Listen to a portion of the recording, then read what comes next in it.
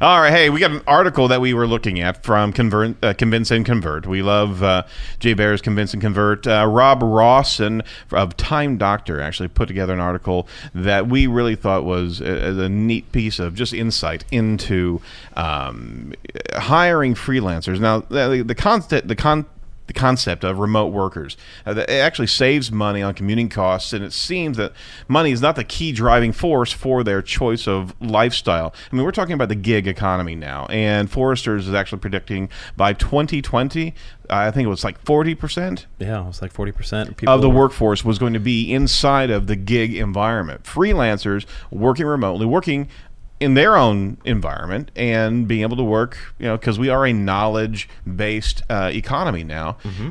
People can work wherever and whenever they want to. When 1,500 technology professionals were questioned, 36% stated that they would take a 10% pay cut for the opportunity to work from home. So how many of you guys want to work from home?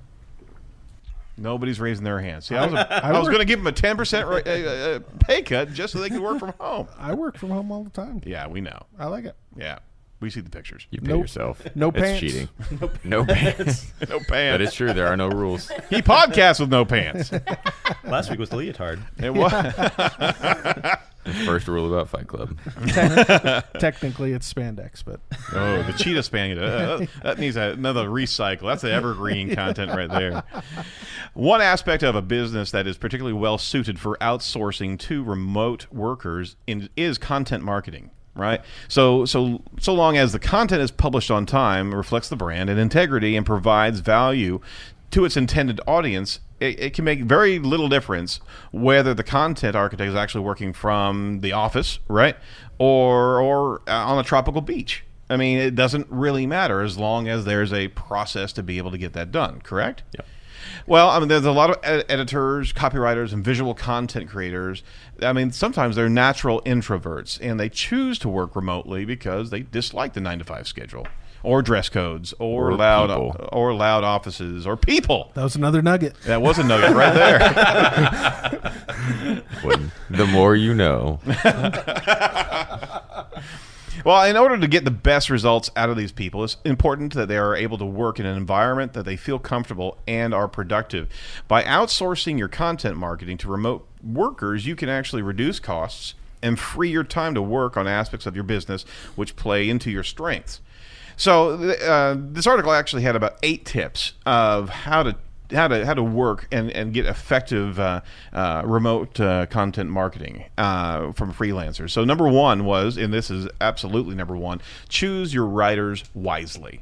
I mean, whether your writers are actually on freelance websites like Upwork or Freelancer, or on job boards, right, such as ProBlogger or freelance writing gigs, choosing the right worker sometimes can be challenging. And we've all had that scenario where, I mean, in technology, in the gig economy, you can certainly outsource anything. You can outsource an app, you can outsource a website, you can outsource a good deal of things. When it comes down to writing, however, you have an issue regarding how, not only samples of their work, which are going to be their stunning examples, right? You don't know their performance. You don't know how often they can hit deadlines or the complexity of their content on a particular topic. You're just getting samples, right? It's always wise to choose writers who are able to show positive testimonials from previous clients. So that's the level of authenticity. You may get lucky picking someone green, but why take the chance if you really don't have to? I mean, these freelancer environments, right, are made so you can actually, just very similar to eBay. I mean, they all have their stars, their client reviews out there. Why not trust those ecosystems that are out there? I mean, it's a strong indicator that they're willing to learn about your industry and brand in order to do a good job if somebody actually has experience in your niche as well. So, I mean, if you're trying to talk about, have additional content about personal injury law, right? You better actually have somebody who's been writing about personal. Exactly. Number 2, providing clear instructions. Now, I know our content manager, Linnell, would chime in on this, and probably should have had her on this particular piece because she's in there on a regular basis. She's got an entire herd of writers that work for us. Cats. and they all wear cat hats, evidently. While many business owners are fanatical proponents of face-to-face communication, giving instructions to remote workers is perfectly appropriate via email. In fact, having a written record of all the discussions pretty much is a very good audit trail, making sure that things get in front of them clearly. And Nate, you're actually working inside of some of the different strategies that we work with our remote writers, right? Yes. Thank you. But I mean, we have to make sure that there's clear and insightful instructions, because I mean, there's a degree of separation from our clients. Sure. Yeah, they got to know what the goal is. They got to know what we want from the page. So, I mean, we have our strategy. They probably don't know the strategy to the full extent as what our team would. So, absolutely. Well, and a lot of them don't know the client either, so they don't get to have a lot of that one-on-one time with the client. They don't get what the client's tone is, what their voice is, what their audience is, what the client's messaging is. So we have to make sure that we provide exactly what it is that we need from them to make sure that we're not going back and forth all the time, wasting time and money. Yeah, it's very, very important to also give some additional insight into different articles that are already part of what you've written on the site, and give an example, some parameters in which to work from. But you're absolutely right. Tone and voice and just the messaging from a client is imperative. Outsourcing content is no excuse for outsourcing your brain power as well. It's still up to you to actually come up with a plan. And that's where we're executing on personas, consumer personas of our clients, focusing on what those user-buyer processes are, because the awareness level of information has to translate into an understanding from those writers. Otherwise, they're half in the game, so to speak. So once the vision is clear, it's a lot easier to set instructions for the writers. So you really do need, and I think Doug, we've talked about this for a while, setting up not only a content schedule, but almost a grid. Remember the DICE blog that you wrote a while back of how to actually write content and all the different possible permutations of content, putting together an entire grid of content, and look from the top down what are the capstones, what are the more important pieces to actually get out immediately, but also what are all the variations that are going to be in that consumer's journey, and have that as a grid that they can actually work from. Yeah, exactly. I think too many people look at content and they get kind of upset that, oh my God, I got to think of another post about my business or whatever. And what they really should be doing is working off of a checklist that basically says, hey, what are my buyers looking for and researching online, in and around the products and services that we sell. Yep. And so, the example that I always give is that we have a company that sells, sales mobility tools. Well, their target audience is sales directors. And so we don't sit there and write about tools all day long. We know that we have to write about motivating sales teams and sales leadership, topics, and changing, changing regulations, whatever it is that has to do with their job. Yep. That's what we want to create authority. And over time, then someone says, man, your site is really helping me become a better sales leader. And that's when they trust you and they say, what is it that you guys do? And of course you're always reminding them of what you do, but at the same time, it's when they trust that you understand what their problems are and what they're going through, that then they reach out and say, you know what, we got to get these guys to give us a hand. They understand me. American Express has a great example of that. They put that the entire small business support blog forum, and they're always putting out great information, helpful information about small business people, and it's that utilitarian concept is that you're gonna bring them deeper in. They're gonna trust you more if you're actually talking around them as opposed to just on what you're selling. A third point: aim for consistency rather than perfection. If you want to boost your company's visibility and reputation, 2016, it is essential to publish high-quality articles, not just fodder out there. And this is what we're talking about. I mean, you have a more savvier consumer mindset than ever before, and they can, consumers and readers, searchers can sniff out bad content within a couple sentences. Even the formatting of the page is going to lead them down the page or jet them off the page. The consumer is very, very aware of their time investment whenever they come to a website and looking at the site content itself. It's important to ensure that your content adheres to your style guide and to preserve the integrity of your brand and avoid agonizing over minor details that if it creates a bottleneck in your publication schedule. It needs to be niche. It needs to be focused on your space. But your blog posts don't need to be literary masterpieces, right? They just need to prove great value to your audience and the people who actually keep your business afloat with their money. That's what you're trying to provide. Mm-hmm. So you don't have to have it perfect. And I mean, Doug talks about this every once in a while. Is he puts out so much content, right? And it doesn't have to be. I'm not making any inference. You got great content there, but you don't stew over that content for days at a time. No, I don't. I really look at it. It's practice makes perfect, right? And so if you looked at my blog posts from 2 years ago, they were atrocious. Grammatical errors and spelling errors and everything else. Well, over time, I'm just getting better and better at writing, and that's what it's practice, right? And you feel more confident about what you're putting out. But I always tell people, if you put out a bad blog post one day or a bad article, come back the next day and talk about how bad it was, acknowledge what you did to fix it, everything else, and own it. It's a conversation. You don't sit there and think about, I'm going to meet this individual. What are the 5 questions that I'm going to ask him? How am I going to answer everything? How am I going to explain my company? What's my elevator pitch? You're not sitting there kind of, going through all of that in your head when you just go meet somebody for coffee. Right. That's online content now. Is there is formal premier content that we work on that we do pull our hair out over and make sure that we've got stats and research and everything. But for the most part, is we're producing something that we think of value, today's, right? Right. The 4 things that you should do with your marketing. That's a pretty simple, nothing. But it's one of those eye-openers that you go, wow, yeah, those are the 4 things that people do online. You need to clear the desk sometime and actually get back to some... Yeah, don't try to sound like I'm speaking to all these people. These are PhDs and everything else yesterday. Sure. And one of the ladies came up and she said, what I really appreciated the most about your presentation was you just put it in layman's terms that I understood. Mm-hmm. And remember that.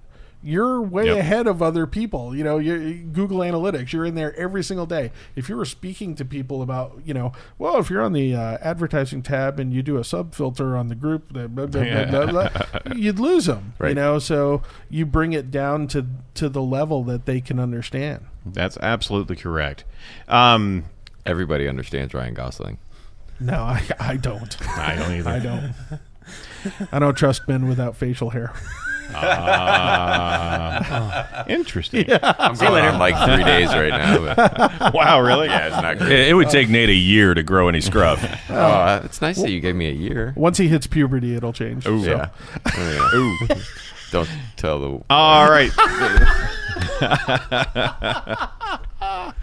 4th point here. Pay writers what they deserve. Yes.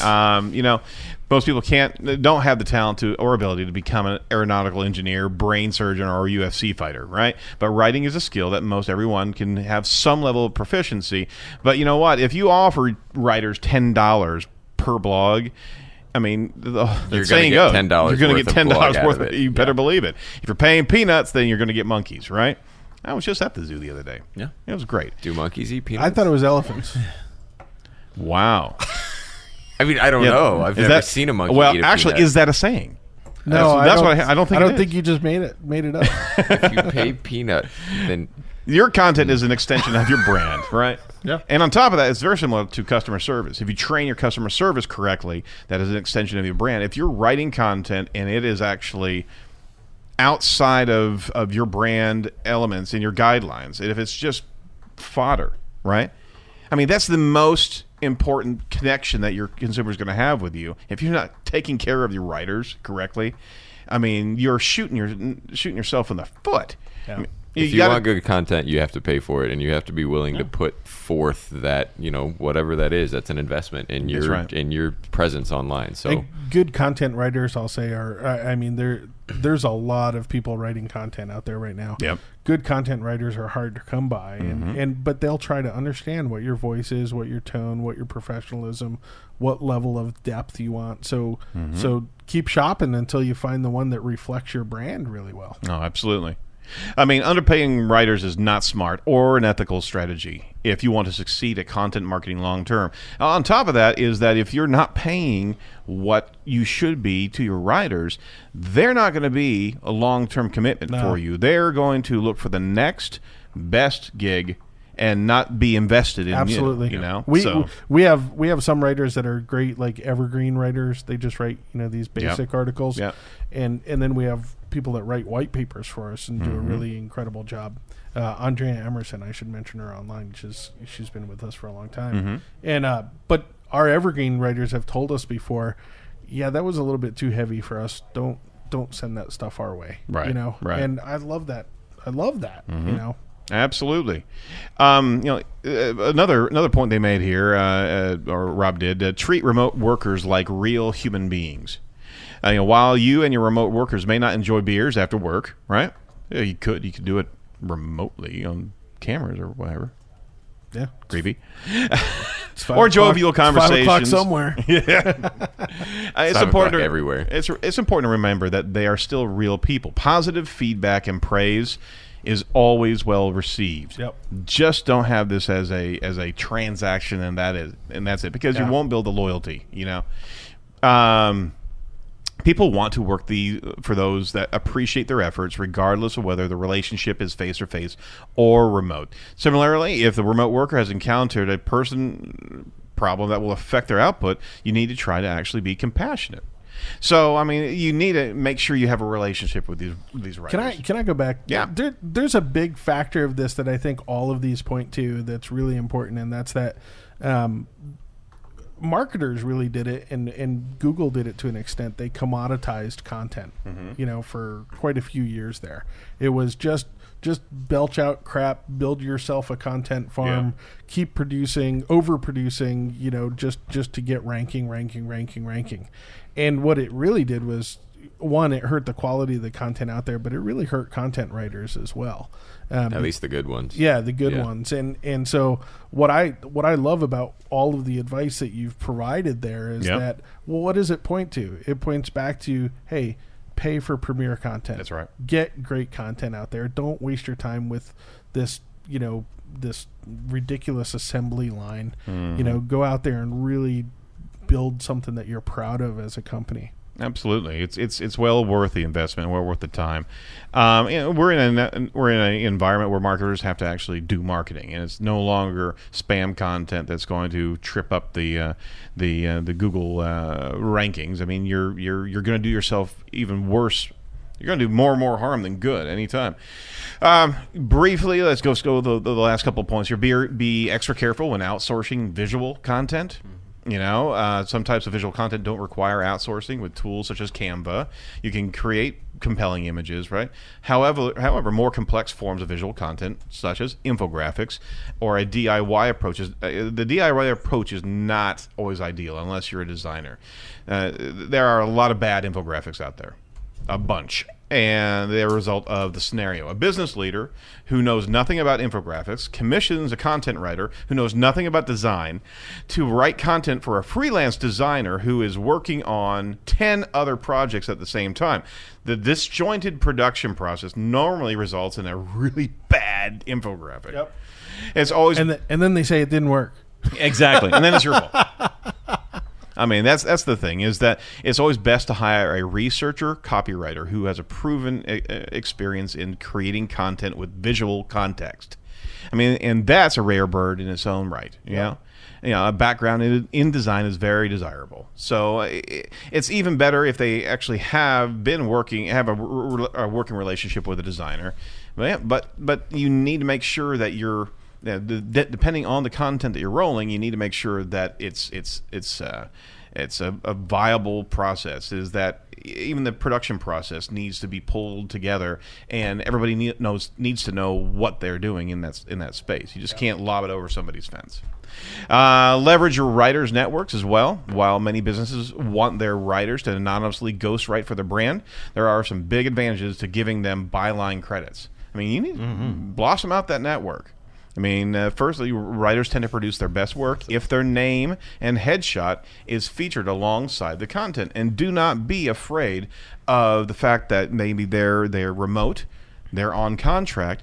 Do not be afraid of owning that side of the equation. Okay, and this is the stigma of the corporate edifice, is that it's all got to be branded. Well, you know what? Brand is now much larger than just the company. It's the brands of the authors, brands of the employees. That's what makes companies now. So you just can't be in that space where you're trying to lock everything down. You need to judge by results. Finally, just because a piece of content adheres to your style guide and makes you gleeful doesn't mean it will actually gain traction and help to build your business long term. Social media shares, the quality number of comments left on the blog, website traffic, content-related conversions especially, and email newsletter subscriptions all are indicators of how effective your content is, right? I Googled Ryan Gosling infographics while you were talking. You seriously did? Yeah. Yeah, there's some good ones. That's a solid one. Yeah. And that must be a really good piece of content to actually to keep you focused that much. Probably done by some remote person. All right. Well, that's the wrap-up, guys. Find out that we will have the Convince and Convert article on Edge of the Web Radio. Have a look. It's a really good article. I'm sure he wrote it. He didn't probably outsource that, but you never know. But we want to give a good shout-out to Rob Rawson on that. That was a solid piece of information.